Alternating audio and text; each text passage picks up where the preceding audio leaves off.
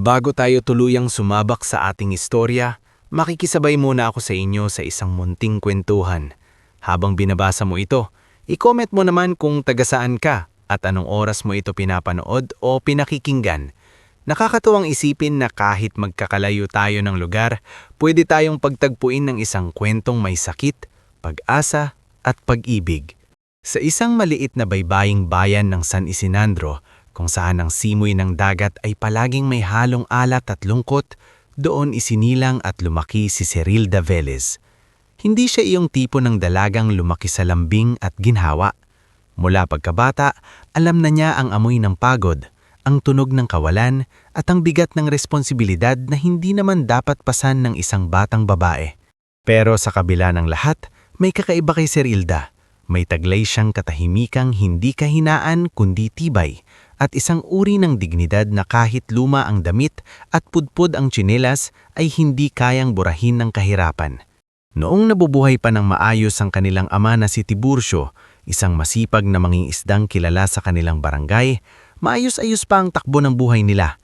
Hindi man marangya, sapat para may pagkain sila sa hapag. May baong notebook si Lioren, ang nakababatang kapatid ni Cerilda, at may ngiti si Mareva, ang kanilang ina, tuwing gabi. Ngunit isang umaga, habang papalaot si Tiburcio kasama ang ilang mangingisda, bigla itong inatake ng stroke sa bangka. Hindi siya namatay, pero para na ring natapyasan ang buong haligi ng kanilang tahanan. Mula noon, tila unti-unting lumubog ang kanilang buhay na parang sirang bangkang pinapasok ng tubig.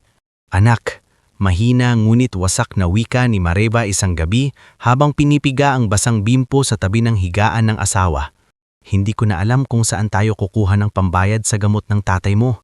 Tahimik lamang si Cerilda noon, nakaupo sa sahig habang hawak ang lumang envelope ng ospital. Nandoon ang bill, reseta, listahan ng therapy, at ang tahimik na pagsampal ng realidad. Ma, ako na po ang bahala. Mahina ngulit matatag niyang sabi. Anak, kakasimula mo pa lang sa kursong gusto mo. Sayang naman ang pag-aaral mo. Ngumiti si Cerilda, pero halatang pinipigilan niyang manginig ang boses niya. Masayang po kung pababayaan natin si Datay. Si Cerilda ay isang dating masipag na estudyante ng HRM sa isang maliit na kolehiyo sa kalapit na lungsod. Pangarap sana niyang makapagtrabaho balang araw sa hotel, magsuot ng maayos na uniforme at makaahon ng pamilya sa hirap. Ngunit sa isang iglap, kinailangan niyang isang tabi ang pangarap at unahin ang realidad. Tumigil siya sa pag-aaral nang hindi man lang natatapos ang isang semestre. Hindi siya umiyak sa harap ng pamilya niya. Sanay na siyang lunuki ng luha. Dahil kapos ang kita ni Mareva sa pagtitinda ng gulay at isda sa palengke, napagdesisyonan ni Cerilda na lumuwas ng Maynila. May kakilala raw ang isang kapitbahay nila na naghahanap ng maayos at mapagkakatiwalaang maid para sa isang kilalang pamilya. Malaki raw ang sahod, may matitirhan at pwede pa siyang magpadala ng pera buwan-buwan. Noong araw ng kanyang pag-alis, parang mas mabigat ang hangin sa kanilang baryo. Huwag mo nga alalahan ang sa amin, ate. Pilit na nagpapakatatag si Lioren kahit namumula ang mata. Mag-aaral ako ng mabuti, hindi masasayang ang sakripisyo mo. Hinaplos ni Cerilda ang buhok ng kapatid. Hindi mo kailangang maging magaling agad. Ang kailangan mo lang, huwag kang susuko. Lumapit naman si Tiburcio. Bahagya ng nakakagalaw ang isang kamay, ngunit hirap pa ring magsalita. Hinawakan niya ang palad ng anak, pilit niyang ibinuka ang bibig. Hindi man niya nabuo ang pangalan ng anak, naintindihan iyon ni Cerilda. Yumuko siya at hinakkan ng noo ng ama. Babalik po ako, tay. Aayusin ko ang lahat. Pagdating ni Cerilda sa Maynila, tila nanliit ang mundi niya at sabay ring lumaki. Masisikip na terminal, naguunahang sasakyan, matatayog na gusali at mga mukhang walang oras lumingon sa iba.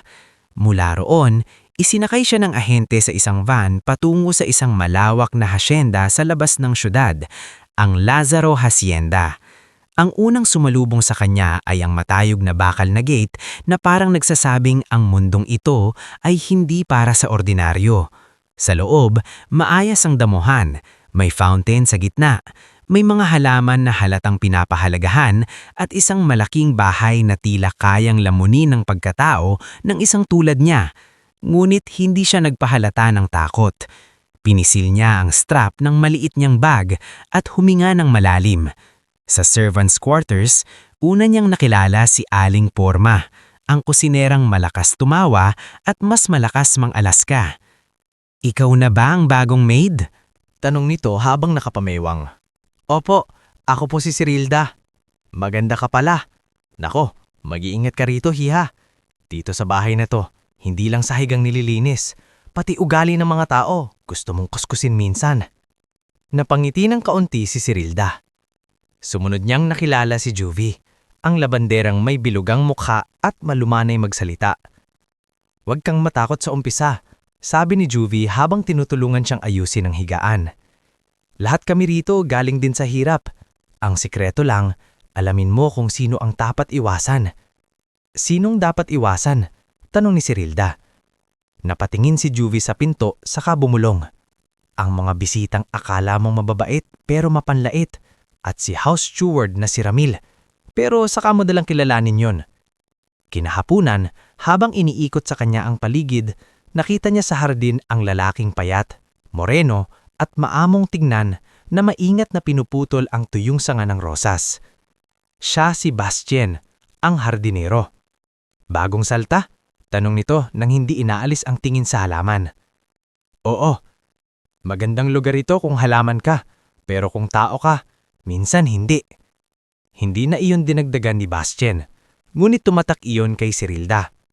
Ang pinakamatanda sa mga tauhan ay si Mang Celo, ang driver ng pamilya Lazaro. Mahina ang tuhod pero matalim ang isip at mabait ang mukha. "Basta gawin mo lang ang tama, iha," sabi nito habang nagbubukas ng sasakyan.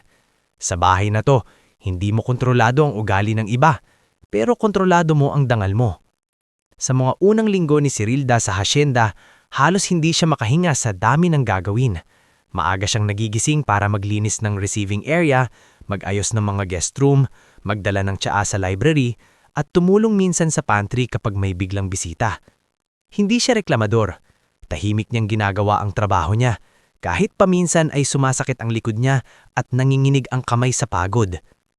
Doon niya unang nasilayan si Don Isidro Lazaro, ang may-ari ng hasyenda.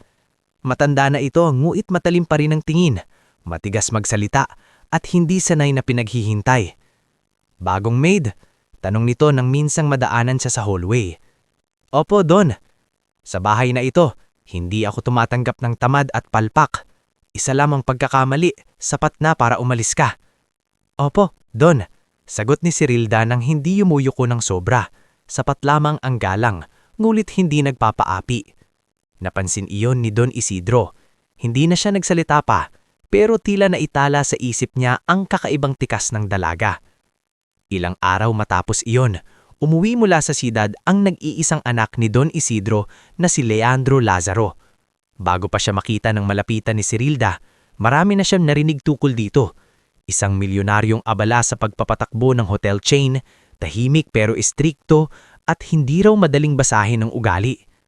Nang unang beses niya itong makita sa foyer, pababa ito ng hagdan sa simpleng puting polo at madilim na slacks.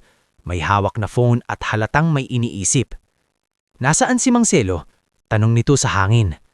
"Ako na po ang tatawag, sir," sabi agad ni Cirilda. Saglit siyang tinignan ni Leandro. Hindi iyon bastos, pero hindi rin mainit. Para iyong taong sanay tumingin ng mabilis at sumukat ng tao sa isang iglap. "Salamat," maikli nitong sabi. Iyon lang, ngulit sa kung anong dahilan, tumimo iyon kay Cirilda. Marahil dahil sa bahay na iyon, simple ngulit maayos na "salamat" ay parang bihirang biyaya. Sa mga sumunod na araw, napansin ni Cirilda ang isang bagay na hindi tugma sa mga kwento tungkol kay Leandro. Sa harap ng marami, seryoso ito at tila malamig.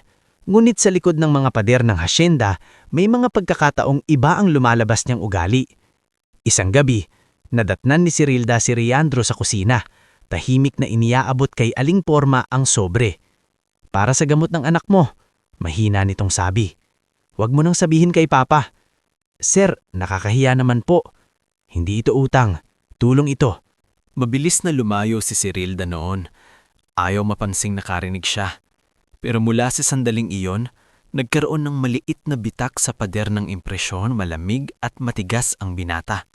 Lumipas pa ang ilang linggo, at habang natututuhan ni Cirilda ang bawat sulok ng hasyenda, unti-unti rin niyang nararamdaman na may paparating na unos. Hindi man niya alam ang anyo nito, dama niya sa paraan ng pagtingin ng ilang tao, sa bigat ng mga bulong at sa lamid ng malalaking bahay na madalas may tinatagong sikreto. Ngunit sa puntong ito ng kanyang buhay, isa lang ang malinaw kay Cirilda. Kailangan niyang magtagal. Kailangan niyang kumapit at kailangan niyang iligtas ang pamilyang iniwan niya sa San Isidro. Hindi pa niya alam na ang simpleng pagtapak niya sa bahay ng mga Lazaro ay hindi lamang simula ng trabaho, kundi simula rin ng isang masalimuot na kapalarang babago sa buong buhay niya. Bago tayo magpatuloy sa susunod na yugtangan ng ating istorya, gusto ko munang anyayahan kang makisabay muli sa kwentuhan. Habang binabasa o pinapakinggan mo ito, i-comment mo naman kung taga saan ka at anong oras ka nanonood ngayon. Nakakatuwang isipin na sa iba't ibang sulok ng mundo, may mga pusong sabay-sabay kumakabog para sa iisang kwento ng hirap, dangal at pag-ibig. Pagkaraan ng mga unang buwan ni Cirilda sa hasyenda ng mga Lazaro, unti-unti nang naging pamilyar sa kanya ang takbo ng bahay, ang oras ng agahan ni Don Isidro, ang madalas na pagmamadali ng mga tauhan kapag may darating na bisita, ang tahimik na pagdating at pag-alis ni Leandro, at ang kung paano mag-ingat sa mga tinging mapanuri ng mga taong sanay manghusga ng kapwa base sa suot at estado sa buhay. Hindi na siya iyong bagitong maid na naninibago sa bawat utos at kaba sa bawat pagkilos. Ngunit kahit nasasanay na siya, hindi naman nawawala ang bigat ng kanyang pasanin. Tuwing gabi, kapag tapos na ang mga gawain at nagsisimulang tumahimik ang malawak na bahay, doon pa lamang niya nararamdaman ng buo ang pagod. Sa maliit niyang higaan sa servants' quarters, hawak niya ang lumang cellphone na minsan ay nanginginig pa ang signal at doon niya kinukumusta sina Mareva, Tiburcio at Leoren sa San Isidro. "Ate," sabi ni Leoren nang mahina ang boses sa video call, "nakabili na si mama ng gamot ni tatay gamit ang padala mo. Pero sabi ng doktor, kailangan na raw talaga ng regular na therapy." Sumandal si Cirilda sa dingding at pilit na humiti. "Sige lang, magpapadala ako ulit sa susunod na sahod. Ikaw, kumakain ka ba ng maayos dyan?" Napatingin siya sa manipis na kumot sa kandangan niya. "Oo naman, huwag mo mong isipin, mag-aral ka lang." Sa totoo lang, may mga araw na tinatapatan lamang niya ng tubig ang gutom at ng katahimikan ng pangungulia. Pero hindi niya pwedeng ipakita iyon sa pamilya. Siya ang inaasahan. Kailangan niyang magmukhang matatag kahit sa mga gabing tila gusto na niyang sumuko. Sa hasyenda, unti-unti nang napapansin ni Leandro ang kakaibang sipag ni Cirilda. Hindi siya maingay, hindi rin sipsip. Ginagawa lamang niya ang trabaho niya ng maayos. At kapag may hindi alam, diretso siyang nagtatanong. Isang umaga, habang abala ang karamihan sa paghahanda para sa darating na inspection ng supplies sa isa sa mga event warehouse ng Lazaro Group, biglang sumakit ang tiyan ng regular na inventory aid at hindi nakapasok. Nasa pantry si Cirilda noon, inaayos ang listahan ng mga ilalabas na gamit nang nakita ni Leandro ang sulat hanay niyang tala sa isang pirasong pad paper. "Sinong gumawa nito?" tanong niya. Napatingin sina Aling Porma at Juvie. "Si Cirilda po, sir," sagot ni Juvie. "Nagkukulang po kasi sa bilang yung nasa pantry kaya nilista niya." Kinuha ni Leandro ang papel. Malinis ang sulat, maayos ang bilang at may sariling sistema pa ng pagmamarka kung alin ang dapat unahin.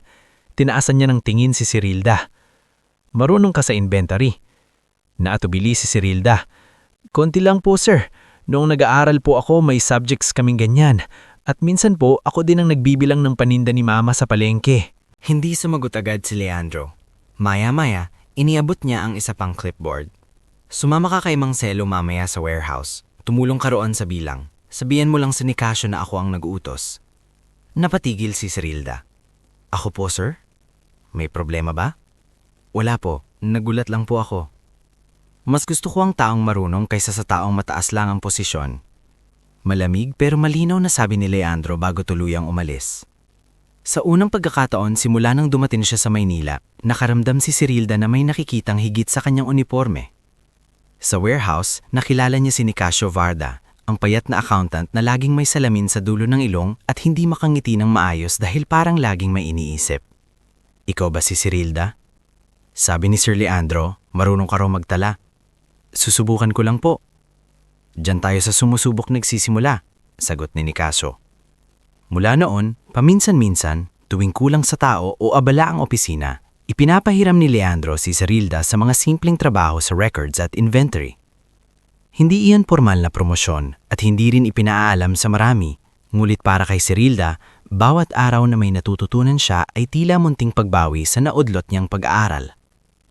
Minsang gabi, nadatnan siya ni Leandro sa service corridor na nakaupo sa isang bangkito, hawak ang lumang notebook at may ka-video call na lalaki, si Leo rin pala, na pinapaulit niya sa algebra lesson. Hindi ganun, Leo, sabi ni Cirilda habang nagsusulat sa papel. Kapag nilipat mo sa kabila ang number, magbabago ang sign. O ulitin mo. Mahina ang signal kaya paulit-ulit ang boses ng kapatid niya.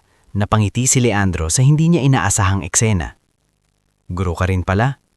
Sabi nito nang napansin siya ni Cirilda. Mabilis na patayo si Cirilda. Pasensya na po sir, baka po nakaharang ako. Huwag kang kakabahan. Tinuturuan mo kapatid mo? Opo. Ayokong mahirapan sa math? Tahimik si Leandro ng ilang segundo. Hindi mo itinuloy ang pag-aaral mo dahil sa pamilya mo, hindi ba? Napayoko si Cirilda. Hindi siya sanay na may nagtatanong ng gano'ng kadiretso. Opo. Sayang. Sabi rin po ng iba. Pero may mga bagay pong kailangang piliin. Hindi na siya pinagsalita ni Leandro pa, ngunit kinabukasan may dumating na kahon sa servants' quarters. Lumong ngunit maayos na laptop mula sa isa sa mga opisina ng hotel chain, kasama ang maikling sulat kamay. Para sa pag-aaral ng kapatid mo, LL. Matagal na nakatitig doon si Cirilda bago niya yakapin ang kahon. Hindi iyon romantikong kilos, hindi rin iyon pagmamalaki. Isa iyong simpleng tulong na hindi niya hiningi, ngunit saktong-sakto sa pangangailangan nila. At marahil doon nagsimulang tumibok ng iba ang puso niya para sa lalaking iyon. Ngunit habang unti-unting lumalapit ang loob ni Leandro at Cirilda, may isa namang taong unti-unting kumukulo ng selos. Si Veronique Asteria Barrion ay dumating sa hacienda na parang isang pabangong mamahalin, mahalaga, maporma at gustong pansinin ng lahat. Mataas ang tingin niya sa sarili at mas mataas ang tingin niya sa apelyido nilang Barrion. Madalas siyang pumupunta sa hacienda para samahan si Don Isidro sa usapan tukol sa event contract at future business tie-ups. Kasama niya lagi ang kapatid niyang si Celestine na mas mabata pero pareho ng talas ng dila at ang tiyahin niyang Odela na bihasa sa pagtingin mula ulo hanggang paa na parang sinusukat ang halaga ng tao. Noong una, hindi direktang pinapansin ni Veronique si Cirilda, ngunit minsang makita niyang si Leandro ay inaabot kay Cirilda ang isang folder sa veranda habang mahinaw ang ipinapaliwanag ang ilang detalye ng stocks, may kung anong nagdilim ang nakasalalat sa mukha niya. Bakit parang masyadong kumpiante iyang maid na yan? Bulbul niya kay Celestine. Maganda kasi, at halatang hindi tanga. Mula noon, nagsimula ang maliliit na tusok. Cirilda, tawag ni Veronique isang hapon habang nagpapalinis ng guest room. Pakiayos nga iyang mga bulaklak, ang pangit ng timpla mo, mukhang pangburol. Pasensya na po ma'am, papalitan ko po. At isa pa, habang nakatingin sa salamin, huwag kang magpapakita sa main hall kapag may importanteng bisita. May mga mukha kasing bagay lang sa likod ng bahay. Narinig iyon ni Juvie at napakagatlabi, ngunit si Reldina tahimik na lamang na tumanggo. Hindi dahil duwag siya, sanay lang siyang piliin ang laban na dapat patulan. Hindi roon nagtapos ang lahat. Isang araw, biglang nagkagulo sa quarters. Nawawala raw ang mumurahin pearl earrings ni Celestine. Nagkunwaring umiiyak ang dalaga habang si Veronique naman ay parang nag-aalalang prinsesa. Hindi naman sa nag-aakusa ako. Malumanay na sabi ni Veronique pero halatang may patama. Pero baka dapat tignan ng mga gamit ng mga tauhan. Si Ramil, ang house steward na noon pa'y mayabang ng kumilos, ay agad nakisawsaw. Standard procedure lang naman ma'am para malinaw. Isa-isang hinalubhog ang mga kahon ng mga maid. Nang buksan ng maliit na baol ni Cireldina, naroon nga ang hikaw. Namutla si Juvie. Hindi sa kanya yan. Hindi ko po kinuha iyan, mariing sabi ni Sereldina. Hindi siya umiiyak, sa halip nakatayo siyang tuwid, ngunit nanginginig ang mga daliri niya. Lahat naman iyan ang sinasabi, singit ni Celestine. Sa gitna ng kaguluhan, dumating si Bastian mula sa hardin, may hawak na supot. Hinahanap niyo ba ito? Tanong niya. Nasa loob ng supot ang isa pang kaparehong hikaw. Ano yan? Taray na tanong ni Veronique. Kanina, nakita kong si Celestine ang naglagay ng hikaw sa supot malapit sa laundry basket. Nagtaka ako kaya sinundan ko. Tapos may pumasok sa quarters. Nang balikan ko, nawawala na ang isang pares. Diretsong tumingin si Bastian kay Ramil. At ikaw lang ang lumabas galing dito. Tumahimik ang lahat. Pinagbibintangan mo ba ako? Namumulang tanong ni Ramil. Hindi, sabi ni Bastian. Ang mga kilos mo ang gumagawa nun. Hindi na ituloy ang palabas ni na Veronique. Hindi rin sila humingi ng tawad. Ngunit mula noon, lumiwanag kay Sereldina na hindi aksidente ang mga masasakit na titig at patutsada. May mga taong sadyang sisira sa iyo kahit wala kang ginagawa, basta't nararamdaman nilang may liwanag kang hindi nila kayang angkinin.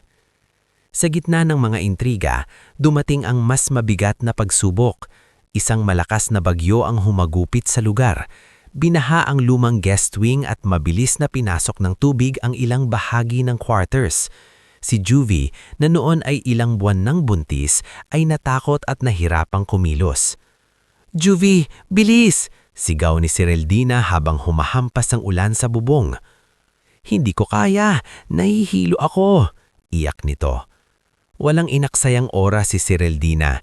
Inalayayan niya si Juvie, isinukbit ang bag niya at halos buhatin ito palabas habang sumisigaw si Aling Porma ng tulong.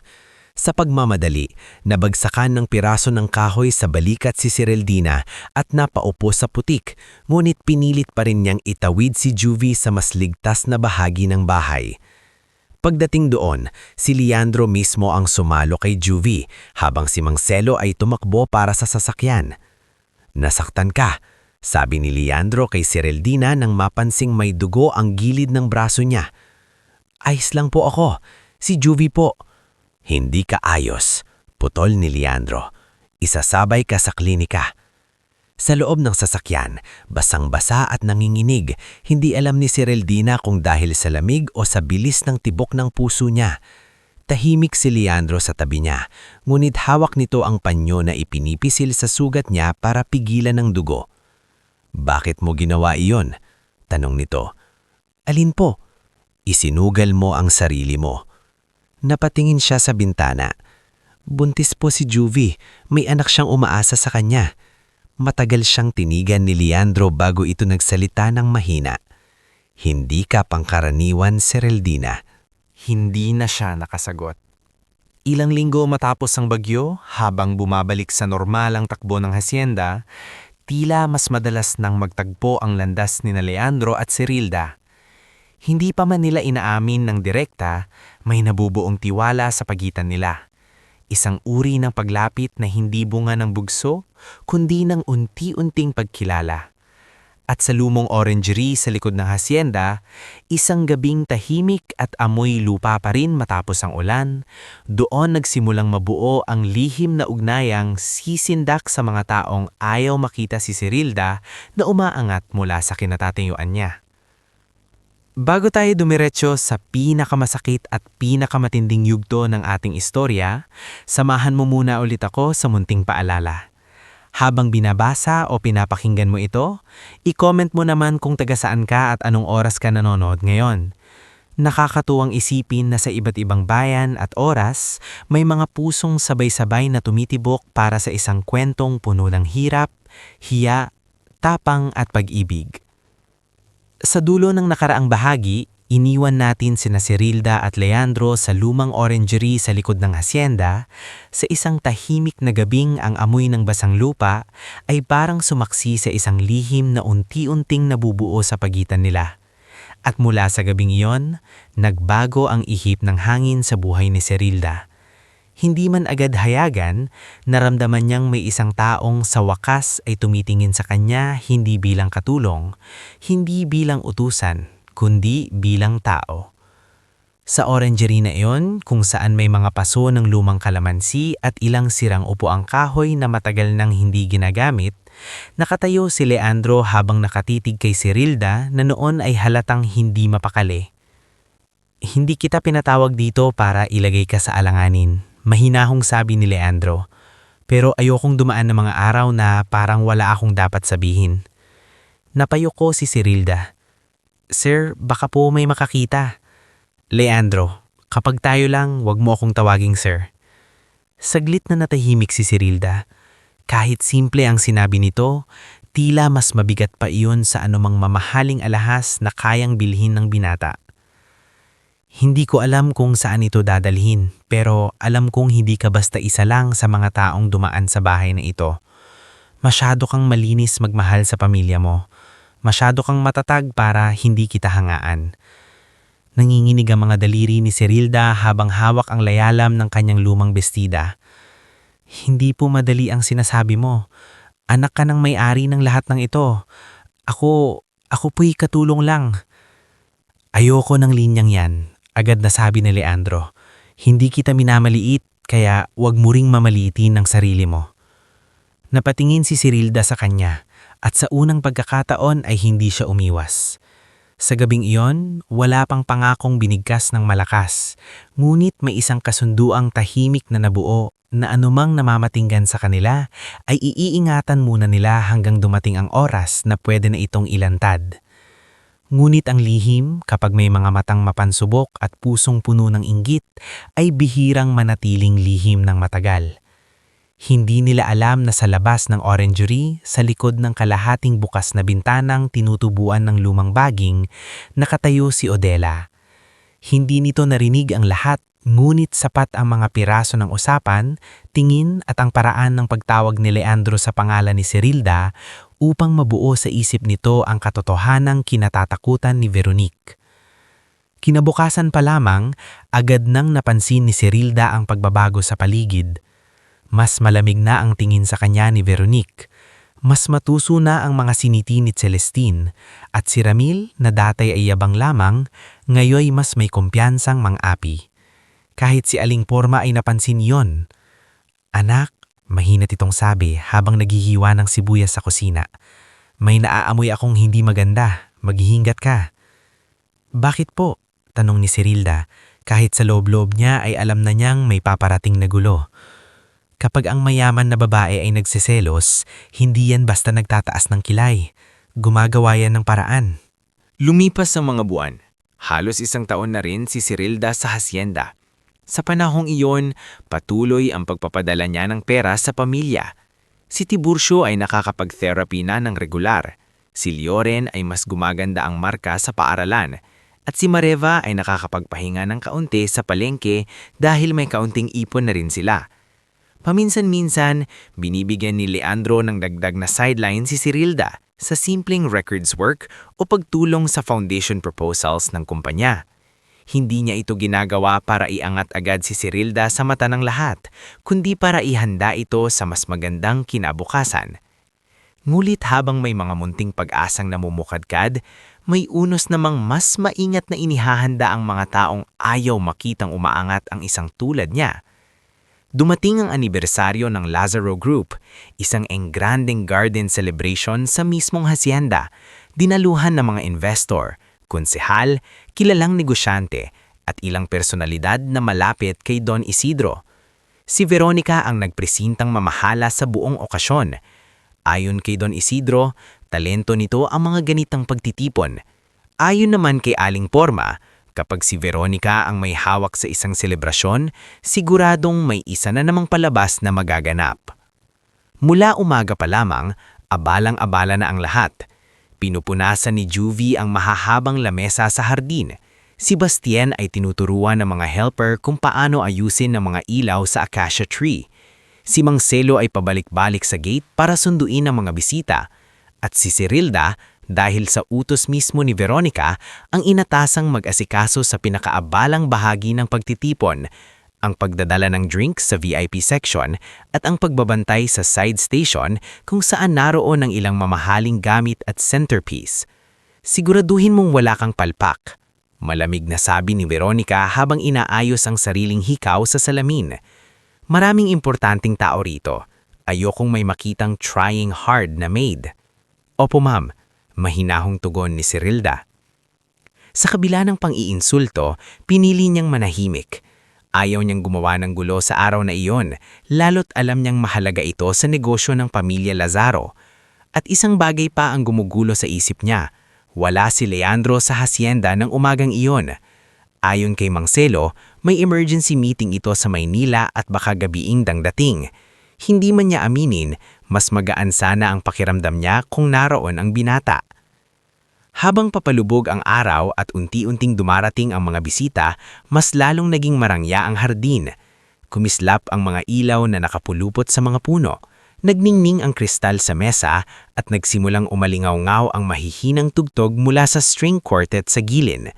Kung titignan mula sa malayo, parang isang perpektong gabi iyon para sa mga mayayaman, sanay magkunwaring maayos ang lahat. Ngunit sa likod ng kinis ng selebrasyon, may isang bitag nang nakahanda. Bandang kalagitnaan ng programa, biglang lumapit si Celestine sa gitna ng mga panauhin, hawak ang dibdib at kunwaring gulat na gulat. "Ate," sigaw nito kay Veronica, "nawawala ang antique brooch mo." Napalingon ang ilang bisita. Ang brooch na tinutukoy niya ay isang mamahaling pirasong pamanang di umnaoy galing pa sa lola nilang Baryon. Mabilis na nagsadula si Veronica ng pagkabigla. "What? I was wearing it earlier," sabi nito sa Ingles, sapat para marinig ng mga malalapit na mesa. Dumating si Ramil na kunwaring nag-aalala. "Baka nalaglag lang po ma'am." "Hinding-hindi iyon malalaglag basta-basta," sabi ni Veronica, sabay tingin sa mga tauhan. "At hindi ko naman gustong magbintang pero may mga gamit dito na hindi kayang tuksuhin ang mga sanay sa mura." Ramdam ni Cyrilda ang biglang pagbigat ng paligid. May mga matang napunta sa kanya, sa tray na hawak niya, sa simpleng uniforme niya. Halughugin ang side station at ang gamit ng mga staff na nakadestino rito.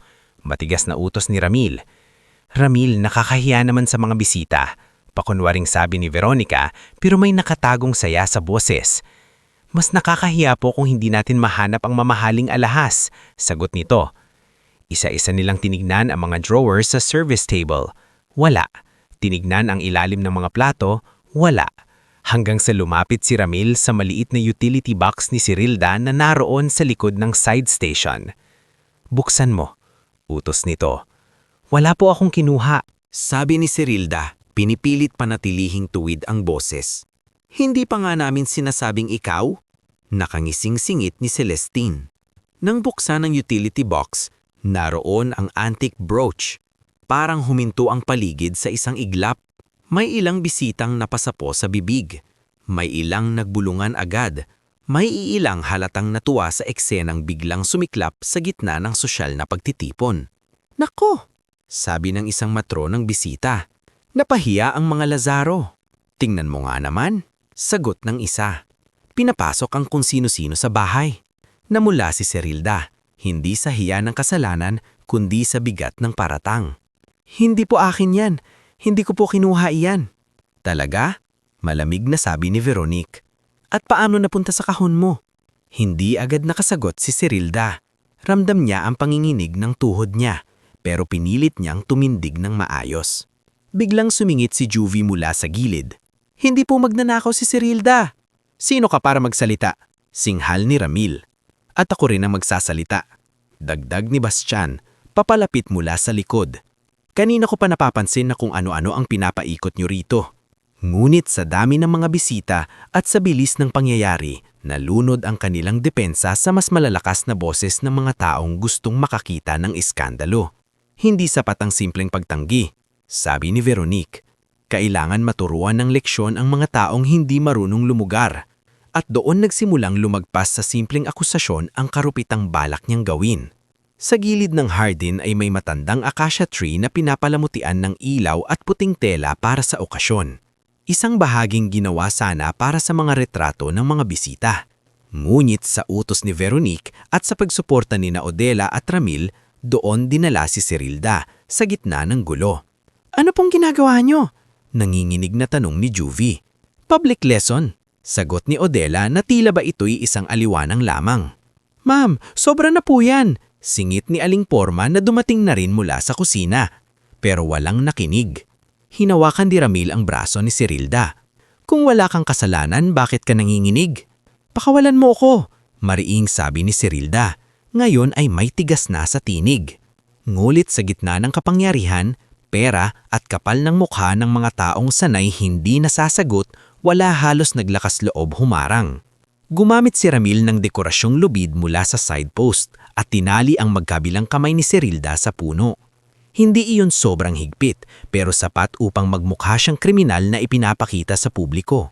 May mga bisitang naglalabas pa ng cellphone. May iba naman kunwaring naaawa ngunit walang ginagawa. Napatulo ang luha ni Serilda, hindi dahil mahina siya kundi sa bigat ng kahihiyang ipinataw sa kanya sa harap ng napakaraming tao. Mariva, tingnan mo si ate! Imihiyak na sigaw ni Lioren sa video call ng cellphone ni Juvie nang mabilis itong natawagan sa sobrang taranta. Sa kabilang linya, halos mawalan ng boses si Mariva nang makita ang anak na nakatali sa puno. Serilda, anak, anong ginawa nila sa'yo? Mahinang sabi ni Serilda, ngunit agad na kinuha ni Odela ang cellphone at pinatay ito. Walang drama, matigas nitong sabi.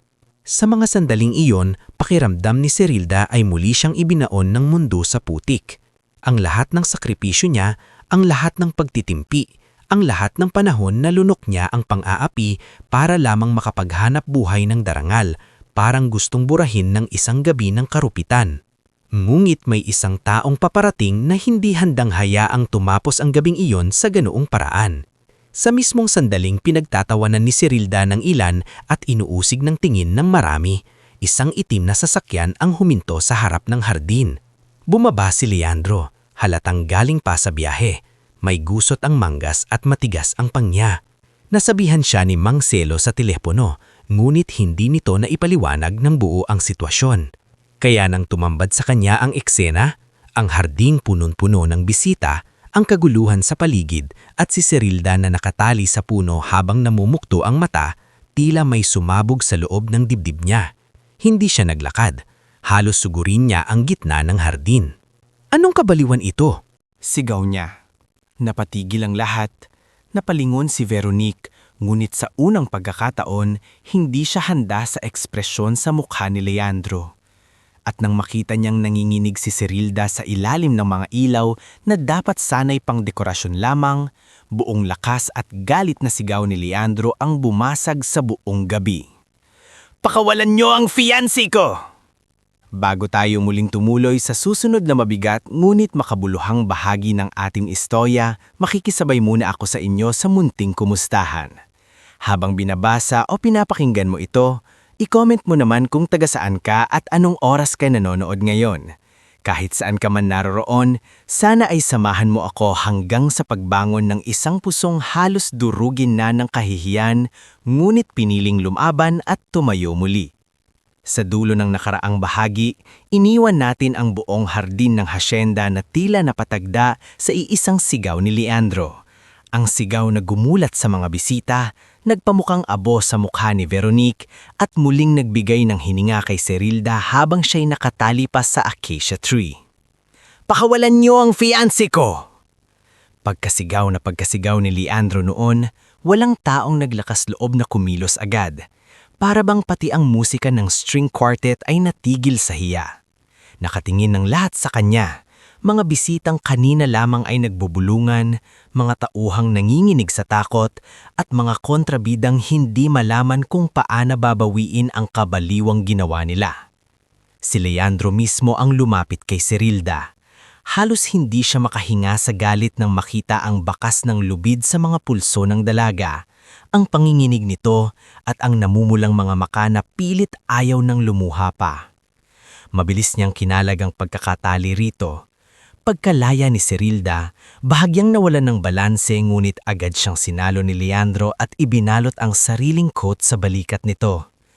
Hindi ka na mag-iisa sa gabing ito, bulong niya kay Serilda, sapat lamang para silang dalawa ang makarinig.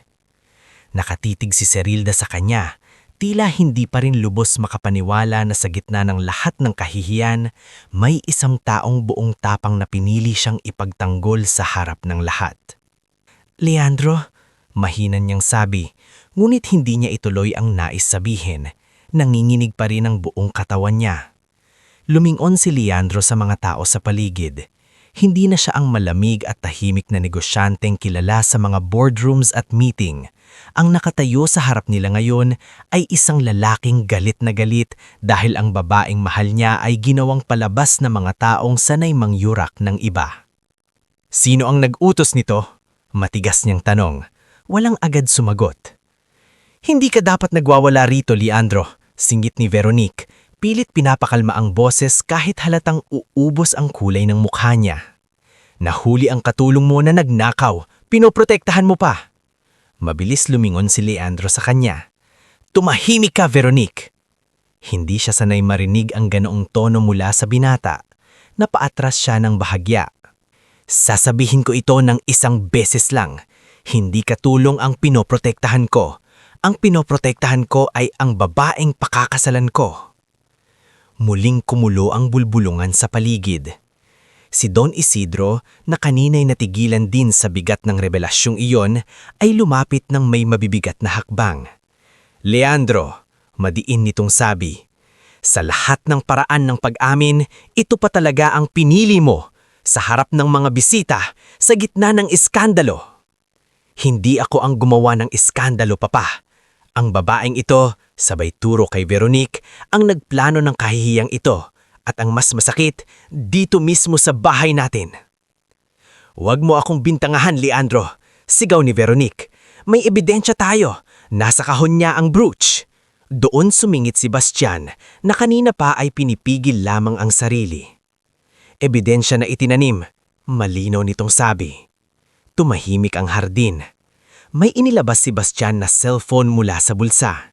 Kanina, dahil may kutob akong may masamang balak, pinagana ko ang kamera nang makita kong pabalik-balik si Ramil sa side station. Hindi buo ang lahat, pero malinaw dito kung paano niya ililagay ang brooch sa kahon ni Serilda.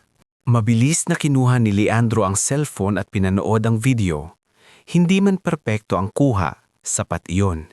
Kita si Ramil sa gilid ng stasyon, nakatingin muna sa paligid bago inilapag ang isang maliit na bagay sa utility box ni Serilda. Kita ring lumalayo si Celestine matapos magbigay ng senyanas kay Veronique. "Ano ito, Ramil?" Malamig na tanong ni Leandro. Namutla si Ramil. "Sir, hindi po ganyan yun. Sumagot ka ng diretso." "Nag-uutos lang po ako. Sumusunod lang po ako." "Kanino?" Singit ni Don Isidro.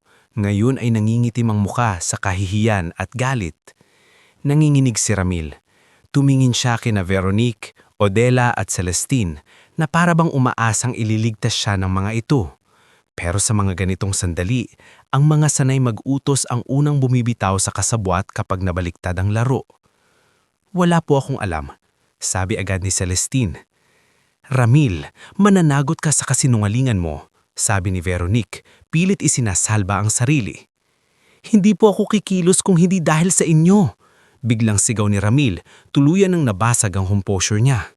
"Kayo po ang nag-utos na mahanapan ng kasalanan ng Meade. Kayo po ang may sabi na kailangang mapaalis siya bago pa siya tuluyang ipagtanggol ni Sir Leandro." Parang sabay-sabay na bumagsak ang lahat ng maskara ng gabing iyon. Napahawak si Odela sa dibdib. "Are you out of your mind?" Ang napangsaysay ng pagtatanggi, singit ni Aling Porma, ngayon ay hindi na natatakot. "Mula noon pa man, pinag-iinit niyo na si Serilda. At nakita ko rin noon ang panhuhulog ng hikaw sa quarters. Pinagbibintangan ninyo siya kahit wala siyang kasalanan." Lumapit si Juvie, hawak ang sariling tiyan kahit medyo malaki na ito noon. "Kung hindi dahil kay Serilda, baka nawala na ang anak ko noong bumagyo. Hindi siya mananakaw, hindi siya manluloko. Mas may dangal pa siya kaysa sa maraming nakaporma rito." Sa harap ng ganoong mga salita, halos wala nang natira sa dating tindig ni Veronique. Ngunit hindi pa roon nagtatapos ang gabing iyon. Kumuha ng lakas si Serilda, kahit nanginginig pa rin ang tuhod niya, at tumayo sa tabi ni Leandro.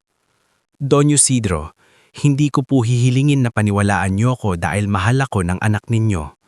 Hihilingin ko pong tingnan niyo ang lahat ng ginawa ko sa bahay na ito mula nang dumating ako. Kung mayroon po akong kasalanan, handa akong panagutan iyon. Pero kung wala, sana po wag ninyong hayaang maging normal ang ganitong pang-aalipusta sa sarili ninyong tahanan. Walang nanginginig sa boses niya ng mga sandaling iyon, at marahil iyon ang mas lalong ikinagulat ng mga bisita. Ang babaeng kanina lamang ay nakatali sa puno, ngayon ay nakatayo ng marangal sa harap ng mga taong nanghusga sa kanya. Si Don Isidro ay napatitig kay Serilda ng matagal. Noon lamang marahil niya tunay na nakita ang klase ng pagkatao ng dalagang iyon. Hindi nagpapaawa, hindi nagsisigaw, hindi naghahabol ng simpatya.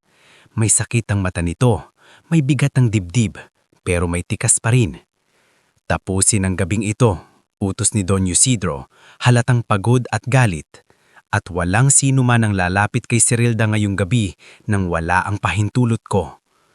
Ang mga bisita ay isa-isang nag-alisan, dala ang kanika nilang bulong-bulong. Ngunit iba na ang tono ng kanilang usapan. Kanina ay si Serilda ang laman ng tsismis bilang mananakaw. Ngayon, ang laman ng mga bulong-bulong ay ang pagiging malupit ni Veronique at ang revelasyong may fiancé palang lihim si Leandro. Nang makaalis ang karamihan, dinala muna ni Leandro si Serilda sa library upang makaupo ito ng maayos. Si Aling Porma ang nagdala ng tsaa. Si Juvie naman ay ng yelo para sa mga pasa sa pulso nito. Tahimik lamang si Serilda at nang isang minsang sila nahahalos ang naraon, saka siya tuluyang napaiyak. Akala ko, wala nang maniniwala sa akin, garalgal niyang sabi. Lumuhod si Leandro sa harap niya. Tingnan mo ako. Napatingin siya. Matagal ka na kitang pinaniniwalaan at mula ngayon, hindi ka na kailangang magtago. Sa gabing iyon, hindi na siya pinabalik ni Leandro sa quarters. Sa halip, pinatulog siya sa isa sa mga guest room sa main house, sa utos na rin ni Don Isidro. Hindi man ito nagsasalita pa ng marami, ramdam ng lahat na may malalim na pagyanig na naganap sa loob ng matanda. Kinabukasan, hindi pa man sumisikat ng buo ang araw, ipinatawag na ni Don Isidro sa study room sina Leandro, Serilda, Ramil, Veronique, Odela, Celestine at ilan sa mga tauhang maaaring tumestigo. Naroon din si Nicasio dahil bilang accountant ng ilang event dealings ng Baryon at Lazaro, kilala siyang maingat sa detalye at hindi nadadala sa emosyon. Gusto ko ng buong katotohanan, sabi ni Don Isidro, at gusto ko iyon ngayon din.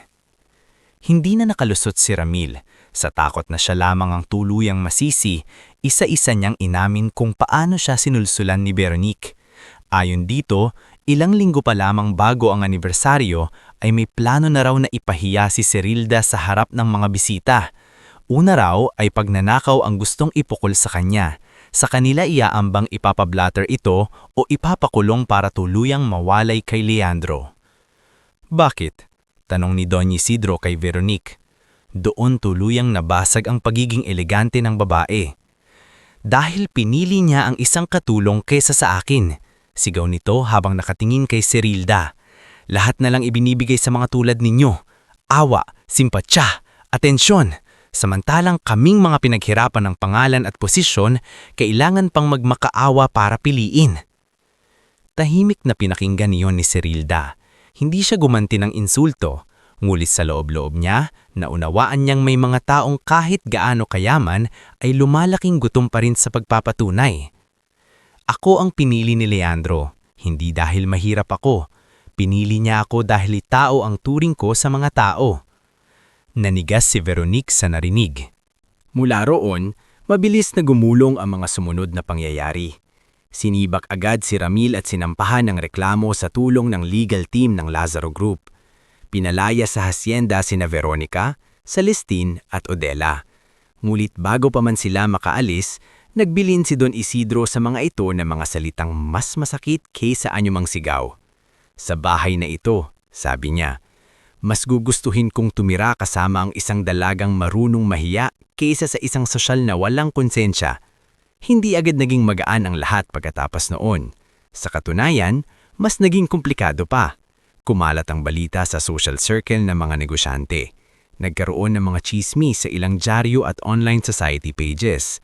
May mga nagtanong kung totoo bang may fiancé si Leandro na dating maid, may mga nangutya, may mga umiling, ngunit mayroon ding mga nagsimulang humanga sa katatagan ni Cirilda. Sa loob ng hasyenda, mas malaking laban ang kaharap nila, ang pagtanggap ni Don Isidro at ang paghihilom ng sugat na iniwan ng kahihiyan. Ilang araw munang hindi pinansin ng matanda si Leandro, ngulit isang gabi, naabutan ni Cirilda si Don Isidro sa teres, nakatingin sa hardin kung saan nangyari ang iskandalo. "Pasensya na po kung nagdala ako ng gulo sa bahay ninyo," mahinang sabi niya. Hindi agad sumagot ang matanda.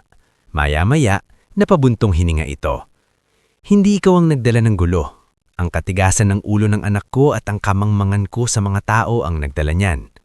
Tahimik si Cirilda.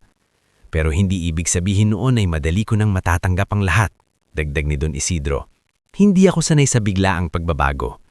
Naiintindihan ko po. Ang hindi ko maintindihan," mabigat nitong sabi, "ay kung bakit matapos ang lahat ng ginawa sa'yo, hindi ka pa rin sumisigaw ng galit." Gumiti ng bahagya si Cirilda kahit masakit pa rin ang dibdib niya. "Dahil sawa na akong saktan ng hirap, ayoko nang dumagdag sa lason ng mundo." Noong unang napatingin ng tuwid si Don Isidro sa kanya, hindi bilang katulong, hindi bilang problema, kundi bilang isang babaeng may lalim na hindi madaling matagpuan. At mula sa gabing iyon, bagamat mabagal at hindi madali, nagsimula ang pag-iikot ng gulong pabor kay Cirilda. Hindi na siya ibinaba sa parehong pwesto. Sa halip, sa mungkahi ni Leandro at sa tahimik na pagpapayag ni Don Isidro, sinimulan siyang isama ni Nicasio sa ilang administrative training sa foundation arm ng kumpanya. Hindi iyon awa, hindi rin iyon simpleng regalo. Pagkilala iyon sa kakayahan niyang matagal nang naroon, ngunit laging tinatakpan ng unipormeng suot niya. Samantala, sa kabilang panig, tuluyan ang nagsimulang gumuho ang mga taong nagtangka sa kanyang yurakan. At iyon ang simula ng bagong yugto sa buhay ni Cirilda.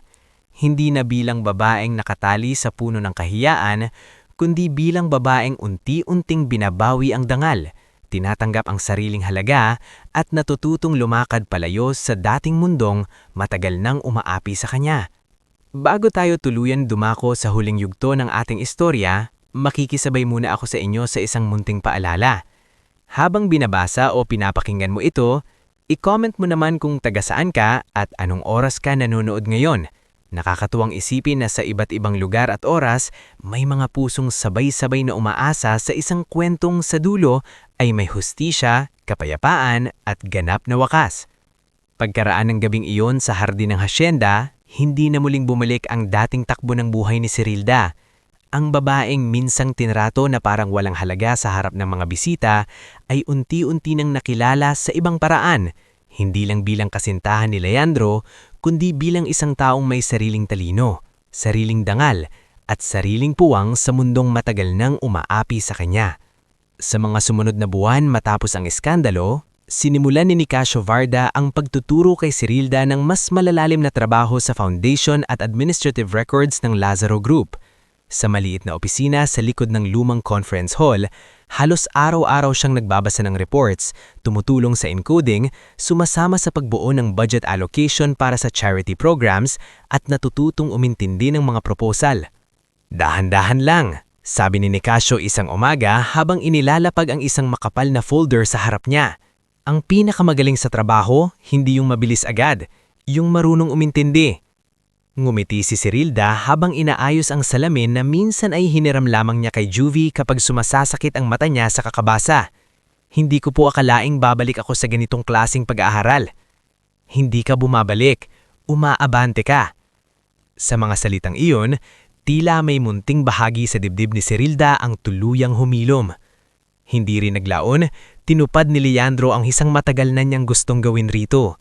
In-enroll niya si Cirilda sa isang special weekend program sa business administration na ino-offer ng isang kolehiyong partner ng kumpanya.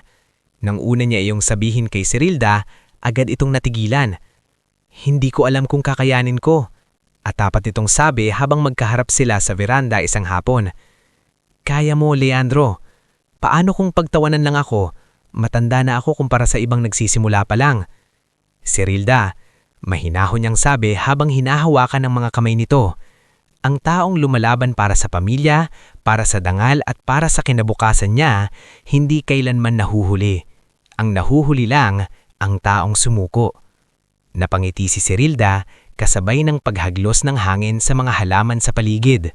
Sa unang pagkakataon matapos ang lahat ng pinagdaanan niya, naramdaman niyang hindi na siya basta-basta na lamang naghahanap ng paraan para mabuhay. Ngayon, may direksyon na ang buhay niya. Samantala, sa kabilang panig, tuluyan ang nagsimulang gumuho ang mga taong nagtangka sa kanyang yurakan. At iyon ang simula ng bagong yugto sa buhay ni Serilda.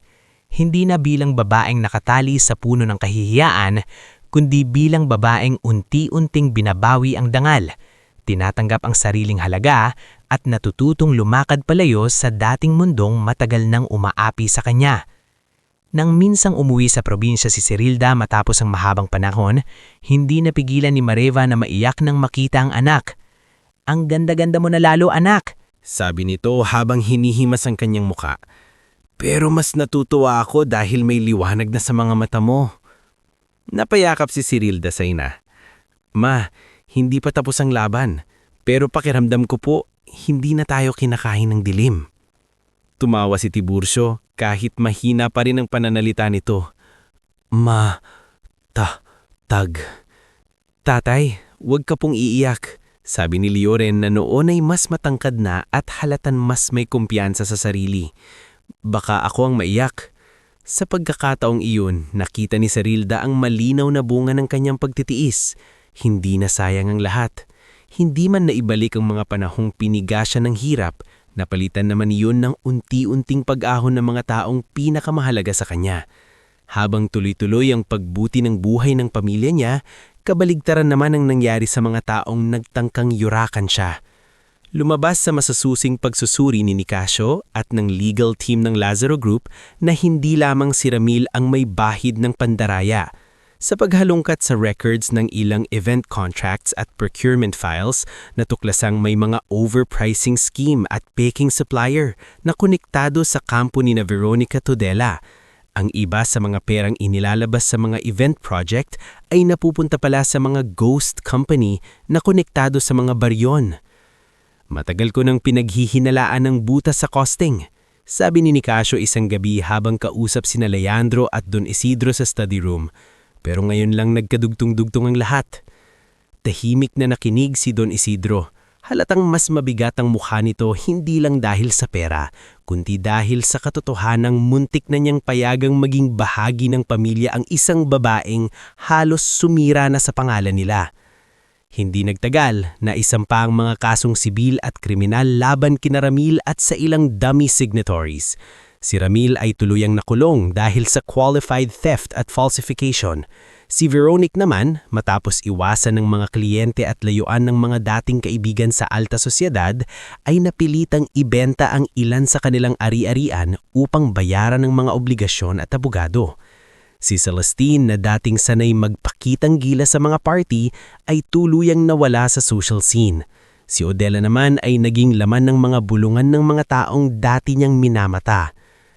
Minsan, may nagtanong kay Serilda kung gusto ba niyang makita si Veronique na tuluyang mawasak.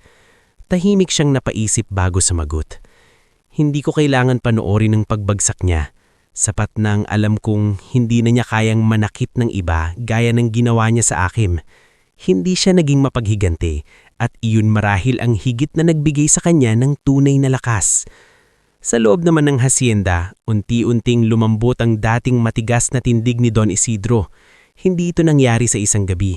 Maraming pagkakataon na nananatili pa rin itong tahimik at may distansya. Ngulit sa bawat araw na nakikita niyang maayos magtrabaho si Serilda, magalang makitungo sa mga tauhan at hindi ginagamit ang impluensya ni Leandro para magmalaki, may bahagi ng lumang paniniwala niya ang unti-unting gumuho. Isang gabi, muling atake sa paghinga si Don Isidro habang nasa library. Nagkataong si Serilda ang unang nakarinig ng tunog ng nahulog na baso. Agad siyang tumakbo, inalalayan ng matanda, tinawag si Mang Celo at inabot ang maintenance medication nito bago pa dumating ang doktor. Pagkatapos ng insidenteng iyon, natahimik si Don Isidro ng matagal. Nang mahimasmasan ito sa kwarto, nakita niyang nakaupo si Cirilda sa malapit. Hawak ang isang basong tubig at tahimik lamang naghihintay kung may kailangan pa siya. "Hindi mo na kailangang bantayan ako," sabi ng matanda. "Gusto ko lang pong siguradong maayos na po kayo," sagot ni Cirilda. Pinagmasdan siya ni Don Isidro. "Bakit mo pa rin akong pinaglilingkuran ng maayos matapos kung hayaan kang husgahan dito sa bahay ko?" Hindi agad sumagot si Cirilda. Maya-maya saka siya nagsalita ng mahinahon. "Dahil po ayokong tularan ng mga taong nanakit sa akin. At dahil kahit nasaktan ako, alam kong may kabutihan pa rin ang puso ninyo. Natabunan lang ng maling tiwala sa maling tao." Parang may mabigat na batong gumulong sa mukha ni Don Isidro. Unti-unti itong umupo ng tuwid at saka nagsalita ng mababa ang boses. "Sa buong buhay ko, negosyo ang alam kong sukatin. Kita, pagkalugi, pangalan, koneksyon. Pero hindi ako naging magaling tumingin sa puso ng tao." Napahinga siya ng malalim. "Patawarin mo ako, Cirilda." Namasa ang mga mata ng dalaga. Hindi iyon ang unang beses na humingi ng tawad sa kanya ang isang tao. Pero ito ang unang beses na naramdaman niyang may bigat at katotohanan ang paghingi ng tawad. "Pinapatawad ko na po kayo," mahina niyang sabi. Mula sa gabing iyon, nagbago ang tawag ni Don Isidro sa kanya. Hindi na ikaw o maid. Madalas, Cirilda na. At paglaon, sa mga piling sandali, anak. Lumipas ang 2 taon. Sa loob ng panahong iyon, tuluyang naging bahagi si Cirilda sa foundation arm ng Lazaro Group. Siya na ang nangunguna sa programang tumutulong sa mga anak ng kasambahay at low-income workers upang makapag-aral ng hospitality, caregiving at business support courses. Siya rin ang nagmungkahi ng support assistance para sa mga pamilyang may stroke survivors, isang proyektong inialay niya sa alaala ng hirap na dinanas ng kanilang pamilya. Tinawag nila iyong House of Hope Initiative. Sa launching ng bagong center, isa sa mga panauhing inimbitahan ay ang pamilya mismo ni Cirilda. Dumating sina Mareva, Tiburcio na may tungkod ngunit mas matakag ng lumakad. At si Leo rin na ngayon nasa kolehiyo na at kumukuha ng education course. Nang ipakilala ni Leandro si Cirilda sa entablado bilang program director, hindi napigilan ni Mareva ang mahagulhol sa audience. "Anak ko yan!" Umiyak nitong bulong kay Aling Porma na katabi niya. "Anak ko yan!" Ngumiti si Aling Porma at pinunasan din ang sariling mata. "Oo, Mareva, at buti na lang hindi siya nagpatalo." Matapos ang programa, lumapit si Leandro kay Cirilda sa gilid ng hardin ng center. Mas matured na ang mukha nito, mas mahinahon ang mga kilos, ngulit pareho pa rin ang titig na unang natutunang unuma sa kanya. "3 taon na," sabi niya. "Ang bilis nga po," sagot ni Cirilda sabay numiti. "Huwag mo na akong ipoo." Napatawa siya. "Sanay na ako." "Sanayin mo ang sarili mong maging kasama ko habang buhay," sabi ni Leandro. Bago pa siya makatanong, lumuhod ang binata at inilabas ang isang maliit na kahon. Hindi iyon ginawa sa harap ng media, hindi rin sa gitna ng mga bisita. Nasa isang tahimik na sulok ng hardin, malapit sa ilang punong itinanim para sa bagong proyekto. "Cirilda Velez," sabi ni Leandro. "Matagal na kitang ipinaglaban sa puso ko. Pero ngayon, gusto kitang piliin hindi bilang lihim, hindi bilang revelasyon, kundi bilang panghabang buhay na tahanan. Pakakasalan mo ba ako?" Napatakip si Cirilda sa bibig. Sa dami ng pinagdaanan niya, sa daming gabing iniyakan niya ang takot, gutom at pagod, heto siya ngayon, hindi na nagmamakaawang tanggapin ng mundo, kundi maharang hinihinging manatili ng lalaking buong-buo siyang minahal. "Oo," iniyak niyang sabi. "Oo, Leandro." Ang kasal nila ay hindi ginanap sa pinakamagarbong hotel ng Lazaro Group, kahit kaya naman nila. Sa halip, pinili nilang idaos iyon sa inayos na lumang hardin ng hacienda, ang mismong lugar kung saan minsang binali ng kahihiyan ang katahimikan ni Cirilda, at kung saan din nagsimula ang pagbawi niya ng dignidad. Ang matandang acacia tree ay tinalibutan ng puting ilaw at mga sampagita. Sa paanan nito ay may maliit na marker na ipinagawa ni Leandro na may nakaukit na. Dito pinatunayan na ang dangal ay hindi kayang itali ng kahit sinong mayabang.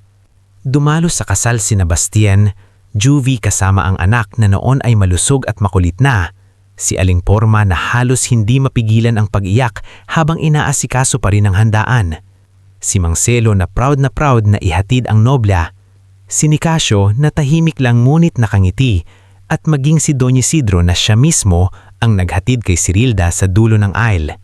Nang makitang manginginig ito sa kaba, bago iabot ang kamay ni Cirilda kay Leandro, mahina niyang sabi rito, "Hindi kita naging anak sa dugo, pero sa pagpili mong maging mabuting tao kahit nasaktan ka, ipinakita mo kung paano dapat mamuhay ng marangal." Napaiyak si Cirilda sa mga salitang iyon. Pagkaraan ng kasal, hindi tumigil ang pag-unlad ng kanilang buhay. Pinalawak nila ang House of Hope Initiative at nagtayo pa ng women's shelter sa pangalan ni Mareva. Si Leandro ay nagtapos ng kolehiyo at naging guro sa kanilang bayan. Si Tiburcio ay hindi man ganap na nakabalik sa dating lakas, ngunit sapat na ang kanyang paggaling upang makapaglakad sa tabing dagat tuwing umaga kasama si Mareva. Si Juvie ay naging supervisor ng laundry services sa isa sa mga hotel. Si Bastien ay ginawang head landscaper ng bagong events garden. Si Aling Porma ay binigyan ng maliit na food concession sa loob ng isa sa mga property ng Lazaro Group. At si Marcelo, kahit pinagretiro na, ay madalas pa ring bumibisita sa hacienda na parang lolo ng buong sambahayan. Sa isang tahimik na hapon makalipas ang ilang taon, bumalik si Cirilda sa ilalim ng acacia tree. Hindi na siya nakasuot ng uniforme. Wala na ring lubid sa mga kamay niya. Nakasuot siya ng simpleng bestida, maayos ang tindig at hawak ang kamay ni Leandro, habang sa di kalayuan ay naglalaro ang mga batang scholar ng foundation. Dumating sina Mareva, Tiburcio at Leoren upang samahan sila. Sa sandaling iyon, tumingin si Cirilda sa punong minsang naging saksi sa pinakamabigat niyang kahihiyan. Ngunit sa halip na sakit ang maramdaman niya, kapayapaan ang dumapo sa dibdib niya. Minsan, mahina niyang sabi, "Akala ko rito rin matatapos ang dangal ko." Hinawakan ni Leandro ang kanyang kamay ng mas mahigpit. Pero dito pala magsisimula ang bago mong buhay. Napangiti si Cirilda habang sa likod nila ay unti-unting lumulubog ang araw at kinukulayan ng ginto ang buong hardin. Ang dating dalagang maid na tinalian sa puno para ipahiya sa mga bisita ay hindi na natiling bihag ng sakit na iyon. Hindi siya winasak ng kahirapan. Hindi siya nilamon ng pangungutya. Hindi siya natalo ng mga taong akala ay kaya siyang yurakan habang buhay. Sa halip, unti-unti siyang naging babaeng ginagalang, minamahal at pinapakinggan. Isang anak, kapatid, asawa, pinuno at pag-asa sa marami pang iba. At doon, sa ilalim ng parehong punong minsang naging simbolo ng kanyang kahihiyan, ngunit ngayoy alaala na lamang ng isang nilampasang unos, tuluyang nagtapos ang kwento ni Cirilda. Buo, marangal at may ganap na wakas.